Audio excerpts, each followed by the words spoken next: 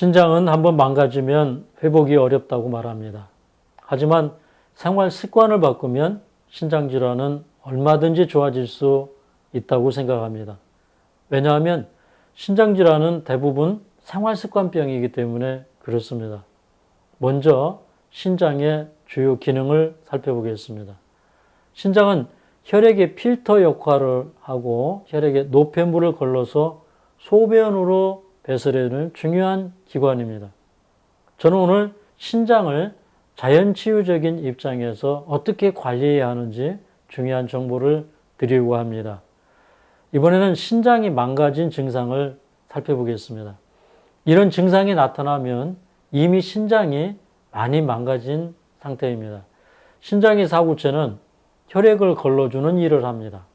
그래서 이 사구체의 혈액 여과율이 정상인은 분당 90ml에서 120ml인데 필터가 망가져 분당 30ml에서 59ml 정도로 떨어지면 손과 발의 부종, 허리 통증, 소변량의 변화, 무기력함과 피로감, 식욕저하, 호흡곤란, 집중력 저하, 수면장애, 어지러움, 온몸이 가렵고 피부가 창백해지는 등의 많은 증상이 나타납니다. 사구체가 망가져 요산이나 질소 화합물을 걸러내지 못하고 혈액에 쌓이면 요득증이 생깁니다. 요득증이 생기면 적혈구가 파괴되고 두통, 피로감, 호흡곤란, 구토 등의 증상이 나타납니다. 사구체 필터가 늘어나 단백질이 빠져나오면 소변이 탁하고 거품이 증가합니다. 신장 이상은 기능이 10에서 20% 정도 남을 때까지 증상이 거의 없기 때문에 발견하기 어렵습니다. 그래서 평소에 세심하게 관리를 잘 해야 합니다. 이번에는 신장이 망가지는 원인을 살펴보고 그 원인을 제거하는 방법을 생각해 보겠습니다. 신장병은 과식과 체지방 축적으로 생기는 당뇨병에서 발생하는 경우가 40%입니다. 그리고 너무 산성화된 음식과 나쁜 음식을 많이 먹어서 혈관이 좁아져서 생긴 고혈압이나 심혈관계 질환에서 17%가 생깁니다. 다음에는 자가면역 질환으로 염증이 생긴 만성 심장염에서부터 14%가 옵니다. 그리고 소염 진통제, 타이레놀 등에 있는 약물의 신장 독성으로도 신장이 망가집니다. 그 외에 과격한 운동, 가공식품에 들어있는 식품 첨가제, 유제품 속의 환경호르몬, 과도한 스트레스 등으로 신장이 망가집니다. 우리 식생활 가운데 단 것을 너무 많이 먹고 기름진 육류 자주 먹고 짜게 먹으면 혈액 속에서 당분, 지방질, 단백질이 엉겨붙게 되고 이것이 사구체의 모세혈관을 막아버립니다. 이렇게 뭉쳐서 산화된 것을 최종 당화사물이라고 하는데 이런 것이 많이 들어있는 음식은 먹지 말아야 합니다. 최종 당화산물은 굽거나 튀겨내는 육류, 불고기, 프라이드 치킨, 핫도그, 도넛, 크래커, 칩 종류에 많이 들어있습니다. 그리고 술, 담배는 혈압을 올리고 신장의 혈관을 좁게 만들어 신장을 빨리 망가뜨립니다. 신부전증을 방치하면 어떻게 될까요? 100명 중 8명은 투석이나 이식을 하게 되고 65% 정도는 심뇌혈관 합병증이 옵니다. 신장은 건강한 사람에게도 거의 나이가 들어감에 따라 노화가 진행됩니다. 신장의 기능은 1년에 분당 0.75ml씩 감소합니다. 그래서 건강한 사람도 관리를 잘해야 합니다. 질병의 단계와 증상을 살펴보겠습니다. 사구체 혈액 여과율의 정상 범위는 분당 90에서 120ml입니다. 2단계는 분당 60ml 이상에서 90ml 이하입니다.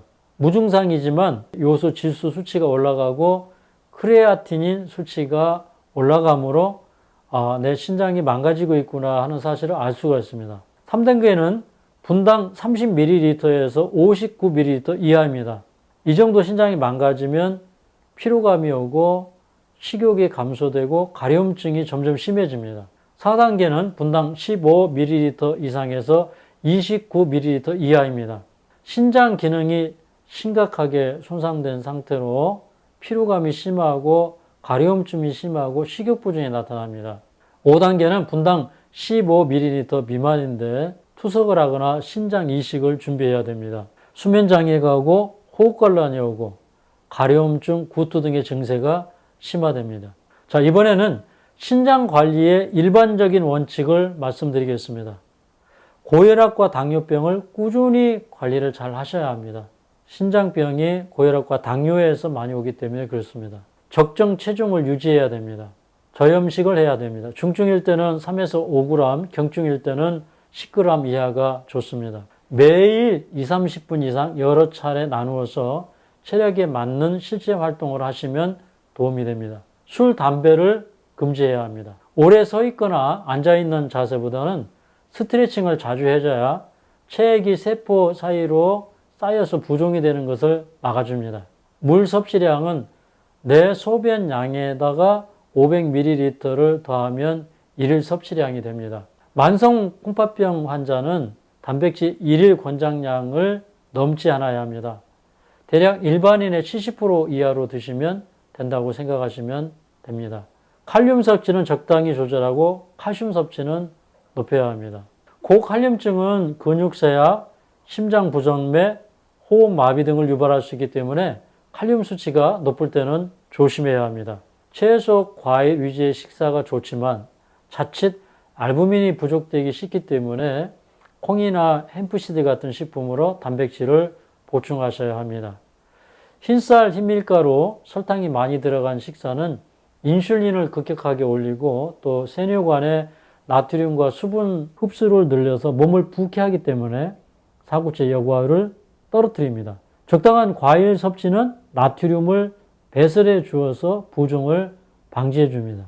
이뇨작용을 하는 팥과 유물을 밥에 섞어서 드시면 좋습니다. 김치류, 젓갈류, 장아찌 등의 염장식품, 화학조미료, 베이킹 파우더가 들어간 음식도 먹지 말아야 합니다. 만성 신부전증에는 육식보다는 완전 채식이 유익하다는 연구가 있습니다. 그 연구를 보면 첫째, 식물성 식품에는 포화 지방보다 불포화 지방의 비율이 높아서 건강에 이롭습니다. 콜레스테롤이 없어서 신장 질환과 지질 대사에 유익한 효과를 줍니다. 둘째, 동일한 단백질을 섭취할 경우에는 식물성 식품의 산 생성이 더 낮아서 좋습니다. 셋째, 채식 시기는 혈압을 낮추는 데 기여합니다. 신장 환자는 단백질 공급에 딜레마가 있습니다. 신장의 손상으로 단백질이 오줌으로 빠져나가기 때문에 손상된 신장세포를 복구하려면 어느 정도의 단백질은 꼭 필요합니다. 그런데 단백질 공급이 늘어날수록 혈액 내에 요소가 많아지게 되고 요독증이 생기기 때문에 인공투석을 해야 하는 문제가 생깁니다. 그렇다면 만성 신부전 환자는 단백질을 얼마나 섭취해야 할까요? 세계 식량 농업기구는 하루 단백질의 최소량을 자기 몸무게 1kg당 0.55g이라고 했습니다. 미국의 단백질 권장량은 정상인의 경우 자기 몸무게 1kg당 0.8g이라고 얘기합니다. 채식 치유학 542쪽을 보면 단백질 필요량을 계산하는 공식이 나옵니다. 질소는 단백질 중 16%이기 때문에 배설되는 질소의 양의 6.25를 곱하면 필요한 단백질 양이 됩니다. 그런데 한 연구에서 19세에서 50세까지 질소 섭취량과 질소 손실량의 균형값을 맞춘 다음에 필요량을 계산했더니 실제로는 자기 몸무게에다가 0.66을 곱하면 실제 필요한 단백질량이 된다고 합니다. 예를 들어 57kg의 여성이라면 단백질이 38kg이 필요하고 70kg의 남성이라면 47g의 단백질이 필요하다고 합니다. 만성 신부전증 환자에게 저단백 식이가 유익하다는 것을 채식주의학 83쪽 자료를 참고해 보겠습니다. 단백질 섭취 제한을 안 뜬 환자에게 저단백 식이를 하게 한 후에 알부민 수치를 검사해 보니 보통의 식이에서 저단백식으로 바꾼 1년 뒤에 알부민 수치가 다음 그림과 같이 현저하게 증가하였습니다. 그리고 소변으로 나가는 단백질 손실량을 측정해 보니 보통의 식이에서 저단백식으로 바꾼 1년 뒤에 오줌으로 빠져나가는 단백질은 감소하였습니다. 바수티 등의 연구진은 22명의 신장 손상 환자를 대상으로 단백질을 제한하지 않는 식사를 하다가 완전 채식 시기로 전환하여 요소 농도를 측정해 보았습니다. 이때 콩은 몸무게 1kg당 0.7g을 공급하였습니다.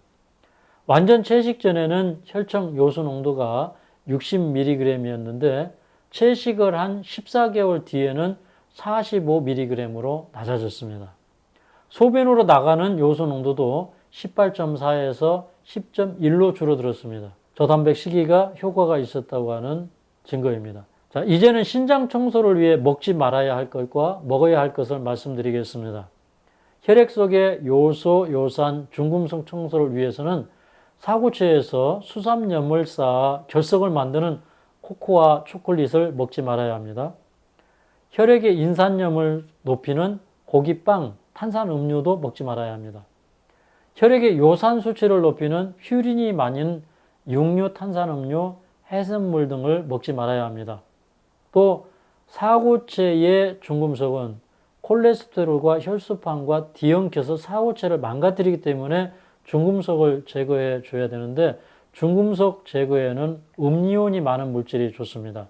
특별히 숯은 음이온 물질이 많아서 중금속이나 화학물질을 흡착해 배출하는 역할을 합니다. 송숙자 박사는 질병을 치료하는 식생활 208쪽에서 약용 숟가루를 1회에 10g씩 06시, 11시, 20시 세 차례에 걸쳐서 복용하라고 권고하고 있습니다. 또한 해조류의 세포벽은 중금속을 흡착할 수 있는 다양한 종류의 다당류로 구성되어 있어서 미역, 다시마, 파레토, 매생이 등의 섭취는 중금속 배출에 도움이 됩니다. 이번에는 요산 배출 방법에 관하여 설명을 드리겠습니다. 땀으로 배출되는 요소나 요산의 양은 소변으로 배출하는 양보다 훨씬 많습니다. 매일 30분에서 2시간씩 체력에 맞게 20-30분씩 나누어서 운동을 해야 합니다. 반신욕을 매일 하면 좋습니다. 물 온도는 38도에서 39도로 맞추시고 20-30분 정도 반신욕을 해주면 이상적입니다. 족욕을 해야 합니다. 족욕물에 소금을 2숟가락 정도 탄 다음에 42도의 물에 20분 정도 해주시면 됩니다. 또 목욕을 해야 합니다.